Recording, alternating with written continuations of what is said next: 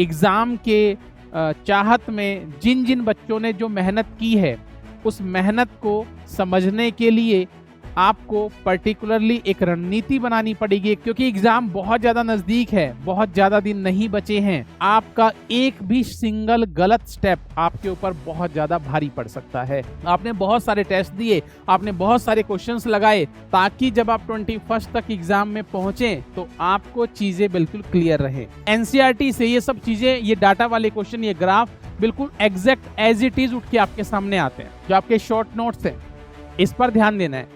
और इस short notes में आपके क्या होने चाहिए, मैक्सिमम फॉर्मूला आपके यहाँ पर लिखे हुए होने चाहिए।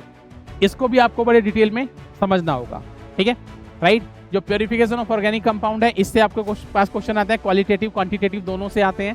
साथ में ऑर्गेनिक फंक्शनल ग्रुप का टेस्ट भी आपके पास आता है। टॉलरेंस रीजन टेस्ट कहाँ पर होगा, 2,4-DNP कहाँ पर वर्क करेगा, है ना। तो ये सारे के सारे टेस्ट आपको एकदम जबरदस्त तरीके से याद रखने हैं।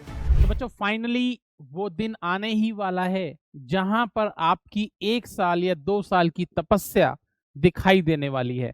जी हाँ, मैं बात कर रहा हूं आने वाली 21 जून की, जो कि होने वाली है री नीट एग्जाम की डेट। इस री नीट एग्जाम की डेट को लाखों बच्चे एग्जाम में अपीयर होने वाले हैं और अपने अपनी मेहनत को आजमाने वाले हैं कि किसने कितनी मेहनत की और कौन कितनी जल्दी सिलेक्शन लेगा।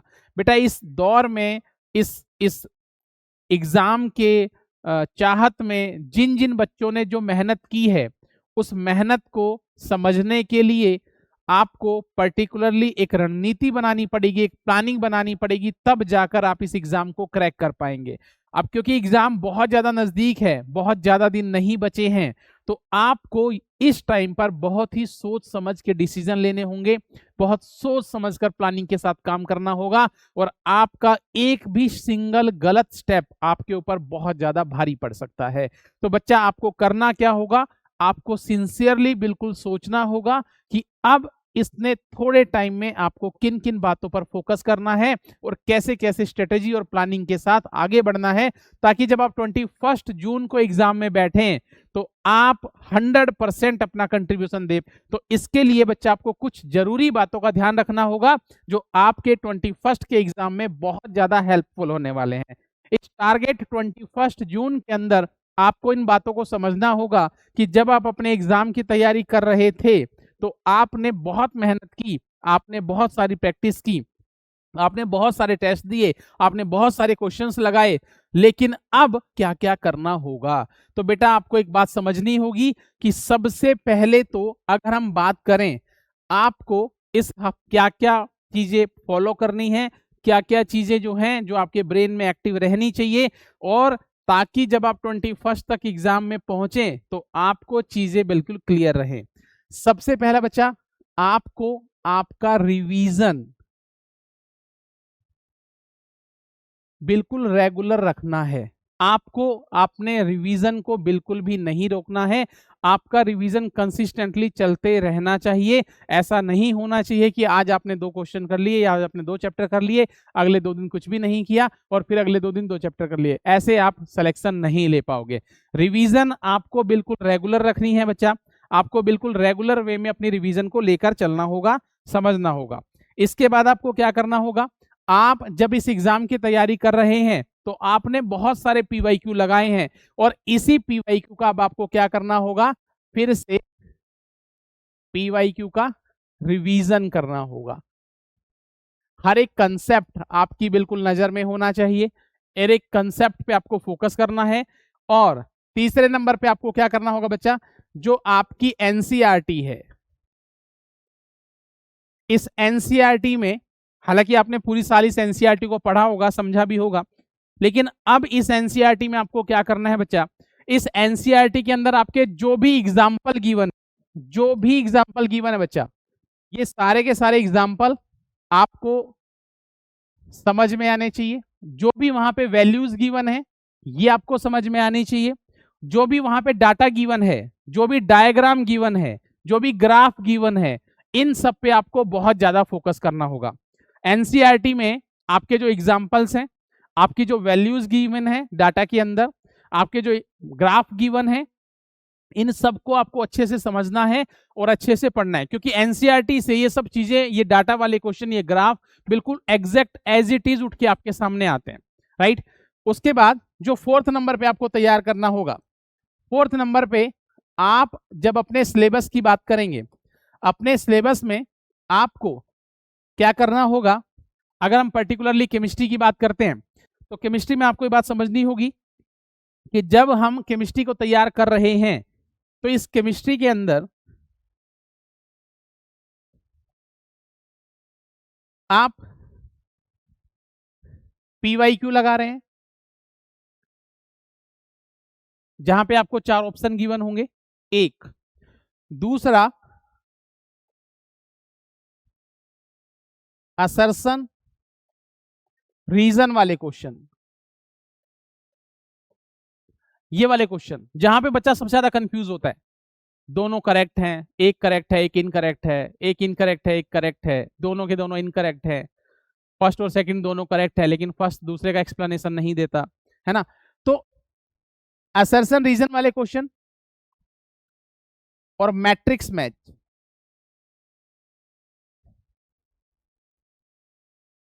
ये वाले क्वेश्चन आपको बहुत ज्यादा इनके ऊपर फोकस करना है। जब आप ऑब्जेक्टिव क्वेश्चंस की बात करते हैं तो आप क्वेश्चन बना लेते हैं, कोई दिक्कत नहीं है, लेकिन जहां पर आपके पास असर्शन रीजन वाले क्वेश्चन आएंगे, जहां पर आपके पास मैट्रिक्स मैच वाले क्वेश्चन आ जाए, वहां पर आप सबसे ज्यादा कंफ्यूजन में आ जाते हैं, और हम इनकी प्रैक्टिस ही सबसे ज्यादा कम करते हैं, तो कंफ्यूजन हमें सबसे ज्यादा होता है। तो आपको इस टाइप के जो क्वेश्चंस हैं इसकी फ्रीक्वेंसी बढ़ानी होगी अभी, क्योंकि आप 1 साल से 2 साल से तैयारी कर रहे हैं, आपने ऑब्जेक्टिव क्वेश्चंस की प्रैक्टिस बहुत ज्यादा की है, लेकिन अभी आपको इस टाइप के क्वेश्चंस की प्रैक्टिस बहुत ज्यादा करनी है। 5th नंबर पे अगर हम बात करें, जो आपके पास 3 पार्ट हैं, इसमें सबसे पहले हम बात कर लेते हैं फिजिकल की। इस फिजिकल के अंदर बच्चा, इस फिजिकल केमिस्ट्री में सबसे पहले तो आपको शॉर्ट नोट्स,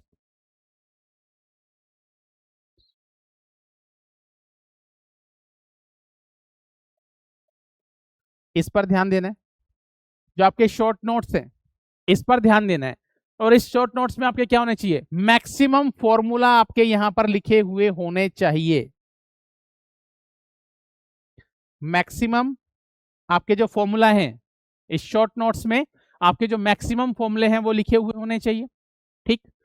दूसरी बात, जब आप इन क्वेश्चंस को बनाना शुरू करेंगे, जब आप फॉर्मूले को पढ़ के क्वेश्चंस को बनाएंगे, तो क्वेश्चन का जो कंसेप्ट है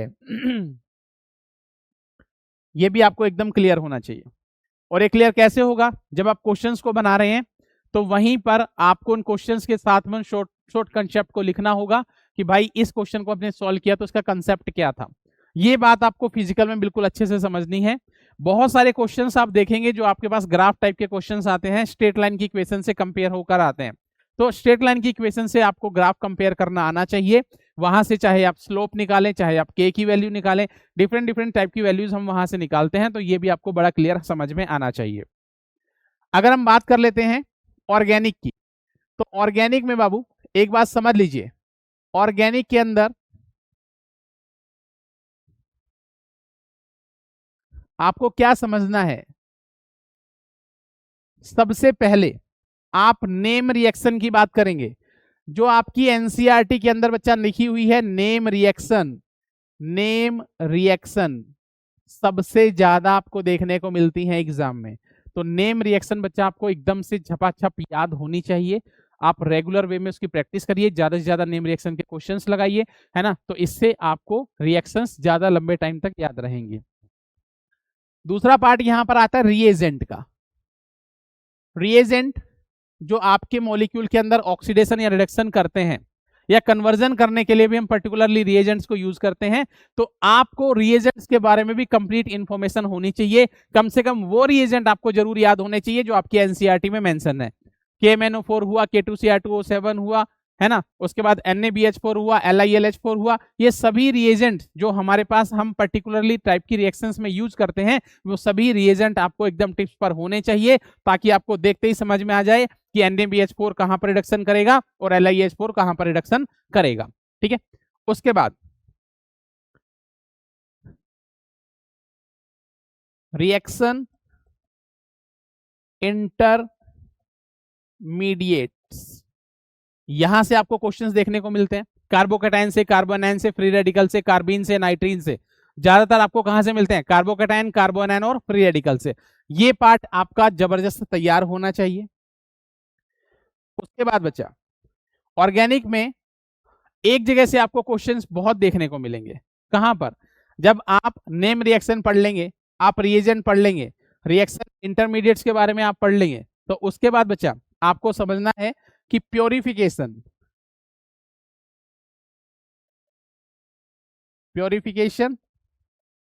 ऑफ ऑर्गेनिक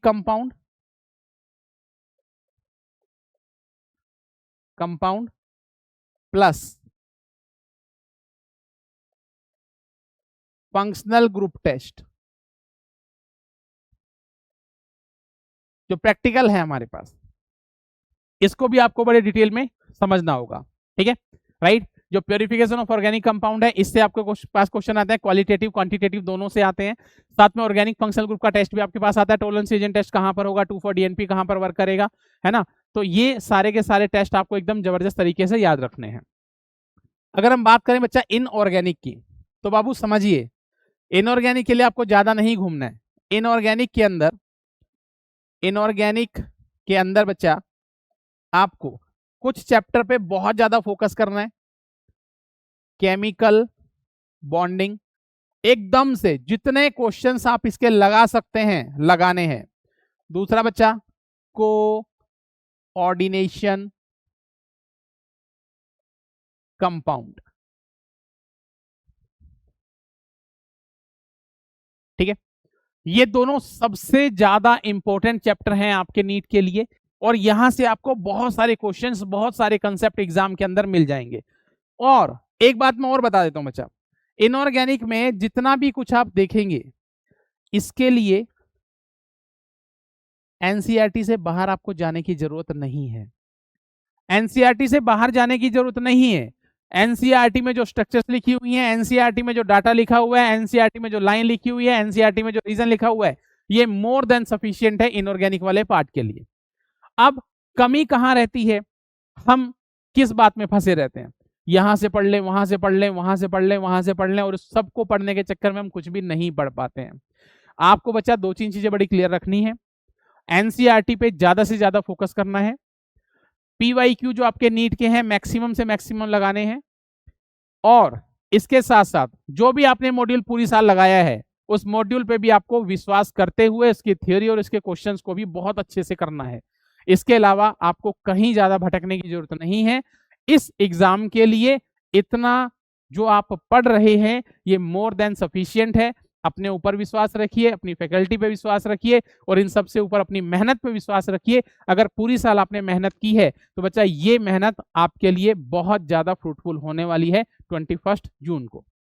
अब बहुत सारे बच्चे ऐसे होंगे जो परेशान होंगे कि सर हमने पहले बहुत कम स्कोर किया था, 250 स्कोर किया, 300 स्कोर किया, हम 400 स्कोर कर लेंगे, 450 स्कोर कर लेंगे, बट इससे ज्यादा हमारा स्कोर नहीं हो रहा है। तो बच्चा उन सभी बच्चों को मैं एक बड़ी सिंपल सी बात कहना चाहूंगा कि बेटा टाइम वेस्ट मत कीजिए। अगर आप 300 या 400 स्कोर कर रहे हैं तो 300-400 में आपको कोई भी गवर्नमेंट कॉलेज मिलने वाला नहीं है। अगर कोई भी आपको मिसगाइड कर रहा है कि 300 मार्क्स या 400 मार्क्स पे आपको गवर्नमेंट कॉलेज मिल जाएगा, तो बच्चा ये बिल्कुल ही गलत है। 300-400 पे आपको कोई भी गवर्नमेंट कॉलेज मिलने वाला नहीं है। तो इस केस में आपको क्या करना होगा बच्चा? इस केस में आपको कुछ नहीं करना, आपको सिर्फ एक बात पे फोकस करना है कि दोबारा से तैयारी में लग जाइए, और कोई भी सॉल्यूशन नहीं है। अब दोबारा से तैयारी करने के लिए आपको क्या करना होगा?